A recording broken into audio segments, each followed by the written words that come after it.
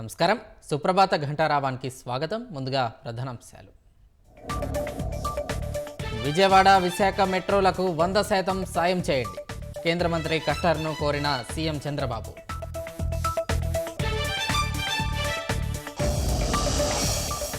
MLC seat కోసం టీడీపీలో పెరుగుతున్న పోటీ. 4 స్థానాల కోసం రేసులో 25 మంది నేతలు.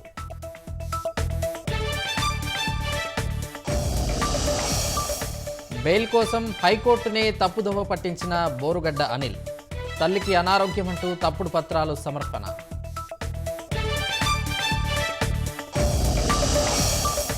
వివేకా హత్య కేసు సాక్షుల వరుస మరణాలపై అనుమానాలు. పూర్తిస్థాయి విచారణ జరిపిస్తామన్న పోలీసులు.